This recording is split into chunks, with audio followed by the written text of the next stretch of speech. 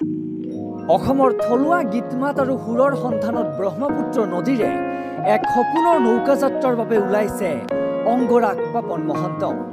এখন বৃহৎ আকাৰৰ জাহাজত পাপনে মুম্বাইৰ পৰা অহা কলা কৌশলীৰ সৈতে এই ধুনীয়া যাত্ৰা আৰম্ভ কৰিছে। অসমৰ শদিয়াৰ পৰা ধুবুৰীলৈ এই নৌকা যাত্ৰা কৰিব শিল্পীগৰাকীয়ে। সামাজিক মাধ্যমত এক ভিডিঅ' পোষ্ট কৰি এই কথা সদৰি কৰে অংগৰাগ পাপন মহন্তই।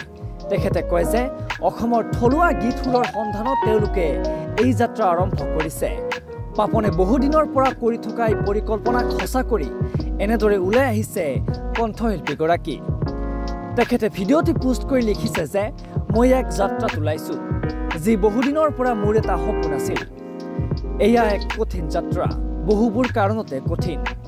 নিজৰ কৰ্মময় বা ব্যস্ততাপূৰ্ণ জীৱনৰ পৰা সময় উলিয়াই ব্ৰহ্মপুত্ৰ সভ্যতাৰ অপৰিচিত, সহজতে নুশুনা বা হেৰাই যোৱাৰ উপক্ৰম হোৱা আৰু আমাৰ অপূৰ্ব চহকী সংগীত আৰু সংস্কৃতি বিশ্বৰ আগত তুলি ধৰাৰ বাবে সংৰক্ষণ আৰু প্ৰচাৰ কৰাৰ চেষ্টা কৰিছোঁ। আৰু তেখেতে লিখিছে, আপুনি যদি তেনে কোনো গীত বা সংস্কৃতিৰ কথা পাপনৰ লগত শ্বেয়াৰ কৰিব বিচাৰে, গীতসমূহ 865152052057 নম্বৰটোত হোৱাটছএপ কৰিবলৈ অনুৰোধ জনাইছে।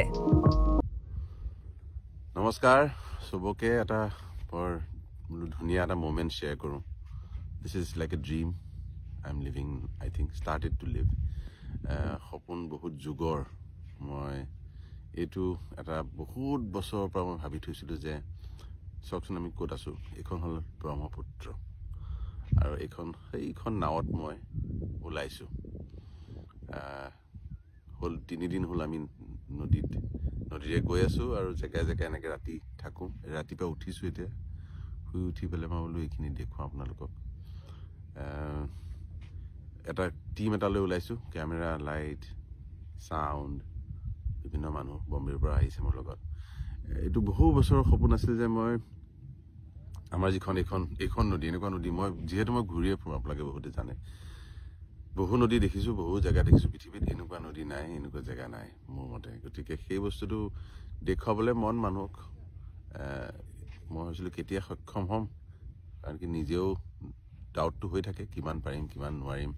আৰু খুব এখন ইণ্টাৰনেশ্যনেল কোৱালিটিৰ এখন ডকুমেণ্টাৰী, এখন ফিল্ম কৰিব মন আছিলে। সেইখন কৰিবলৈ বৰ পুটুককৈ নোৱাৰি, বহুত বস্তু কৰিব লাগে। গতিকে ওলাইছোঁ আগবাঢ়ি। আমাৰ যিখিনি নদীৰ কাষত মই নদীখনত নাওখন লৈ ওলাইছোঁ। এইখন লৈ মই শদিয়াৰ পৰা ধুবুৰীলৈ আগুৱাই যাম। আৰু ইয়াত মই যি জেগাত ৰম, ক'ৰবাত কি পাম নাজানো, বিচাৰি যাম গীত মাত। ইয়াৰ আমাৰ যিমানখিনি জাতি জনগোষ্ঠী আছে তেওঁলোকৰ গীত মাত বিচাৰি যাম আৰু ৰেকৰ্ড কৰিম। আৰু তেওঁলোকক খোৱা বোৱা থকা গোটেইখিনি, তেওঁলোকৰ জুৱেলাৰী, তেওঁলোকৰ কাপোৰ, তেওঁলোকৰ খেতি কৰা নিয়ম, তেওঁলোকৰ বিশ্বাস, তেওঁলোকৰ প্ৰকৃতিৰ প্ৰতি কেনেকৈ তেওঁলোকে কি কৰি যিটো ৰিলেশ্যন আছে নেচাৰৰ লগত, সেইটো কেনেকৈ কৰে, সেইখিনি ডকুমেণ্ট কৰিব লাগে। কাৰণ আৰু এটা কথা হৈছে, দিনে দিনে বস্তুবোৰ নাইকিয়া হৈ গৈছে। মই এই 3-4 বছৰ আগতে 2021ত এখন সৰু নাওলৈ ওলাইছিলোঁ এইটো কামৰ কাৰণে। নোৱাৰিলোঁ কিছুমান কথাত, যিহেতু নিজে কৰি আছোঁ, বহুত কিছুমান চেলেঞ্জেছ আছে। তাত আমি দুটা দ্বীপ দুটালৈ গৈছিলোঁ, লাইকা, দধিয়া। লাইকালৈ বুলি ওলাইছিলোঁ আচলতে সেইবাৰ, কিন্তু লাইকাখন উটি গুচি গ'ল। গতিকে আমি দধিয়ালৈ গ'লোঁ। বৰ ভাল লাগিল, তাত মানুহখিনি লগ পালোঁ। মিচিং মানুহখিনি আছিলে তাতে, ইমান ভাল লাগিল। গতিকে সেইটো আছে, সেইখন ডকুমেণ্টাৰী আমি দেখুৱাম যে আমি আহিছিলোঁ এবাৰ। আৰু তাৰে গীত মাত থাকিলোঁ তাতে, মাটিত অদ্ভুত এটা পৰিৱেশ, বৰ ধুনীয়া। এতিয়া শুনিছোঁ দধিয়াখনো নাইকিয়া হ'ল, বেছিভাগ উটি গ'ল। দিনে দিনে বস্তুবোৰ যেনেকৈ জেগাও নাইকিয়া হৈ গৈছে, তেনেকৈ সংস্কৃতিও নাইকিয়া হৈ গৈছে। মই বিভিন্ন জেগাত গৈছোঁ, শদিয়া আগলৈ দেউৰী মানুহ, দেউৰী ভাষাই ক'ব নজনা হৈ গ'ল তেওঁলোকে, এতিয়া অসমীয়া গীত গায়। মই ক'লোঁ যে এইটোতো আৰু কেইটা দিন থাকে নাজানো। 15 বছৰ আগতে যদি মই কৰিলোঁ, মই 20 বছৰ আগতে এইটো ভাবিছিলোঁ এইখন কৰিম বুলি। তেতিয়া ক্ষমতা নাছিল, সক্ষম হোৱা নাছিলোঁ কৰিবলৈ। কিন্তু তেতিয়া যদি কৰিলোঁ হয়, যোৱা জেনেৰেশ্যনটো, দেউতাহঁতৰ জেনেৰেশ্যনৰ যিখিনি জানিছিলে সেইখিনি থাকিলে হয়। এতিয়া সেইখিনি নাই।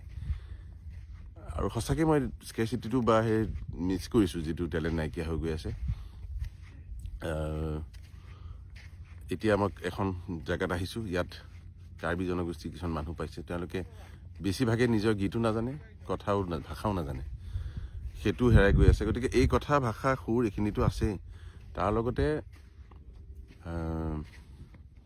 গীত মাতবোৰো কেনেকুৱা কিমান দিন থাকে নাজানো সেইটো এটা ৰখাটো দৰকাৰ আৰু সবতকৈ দৰকাৰ পৃথিৱীখনক মই দেখুৱাব খুজিছোঁ আমি ক'ৰ পৰা হওঁ গতিকে মই এটা অলৰেডি আমি কিছুমান গীত ৰিচাৰ্চ কৰি আছোঁ কাৰ কি কি গীত আছে পাইছোঁ কিন্তু যদি আপোনালোকে মই ভাবিলোঁ এনেকৈ অনলাইন আহি ৰিকুৱেষ্ট কৰিলে ভাল হ'ব নেকি যদি আপোনালোকে য'ত আছে কিবা যদি গীত মাত আছে আমাৰ নৈ কাষত থকা যিমান জাতি জনগোষ্ঠী আছে মই পাইছোঁ অলৰেডি কিন্তু মই বোলো আৰু কিবা আৰু যদি ফৰ্মত পাওঁ আৰু নুশুনা গীত পাওঁ সেইকাৰণে মই ভিডিঅ'টো কৰিলোঁ আপোনালোকে অসমৰ কোণাত গোটেই নদীখনৰ কাষত শদিয়াৰ পৰা ধুবুৰীলৈ যি ধৰণৰ গীত মাতৰ চলন চলি আছে যি আছে মইতো চবলৈ একেবাৰে যাব নোৱাৰিম বিচাৰি গতিকে মই হ'লেও এনেকৈ অনুৰোধ কৰোঁ আপোনালোকে যদি পাৰে য'ত ভাল পায় যে এইটো গীত একেবাৰে থলুৱা শুনিবলৈ অমুক এজন আছেগৈ গায় আইতা এজন আছে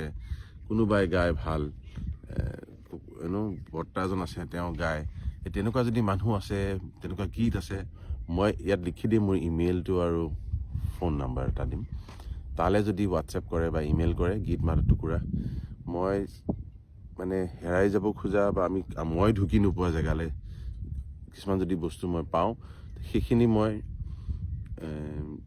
বিচাৰি যাবলৈ বিচাৰিছোঁ গতিকে আপোনালোকে যদি পাৰে চবেই পঠিয়াব সকলোৱে পঠিয়াব ইয়ালৈ আৰু তাৰপিছত চাওঁ কি কৰিব পাৰোঁ যেতিয়া মই গৈ থাকিম নাওখনেৰে জেগাই জেগাই ৰম তেতিয়া আমি সেইখিনি সংৰক্ষণ কৰিব পাৰিম বা সেইখিনিৰ ওপৰত আমি ডকুমেণ্ট কৰিব পাৰিম আমি ফিচাৰ কৰিব পাৰিম আমি শ্বুট কৰিব পাৰিম আমি দেখুৱাব পাৰিম গতিকে সেইটো হ'ল প্লেন এই চাওক ব্ৰহ্মপুত্ৰ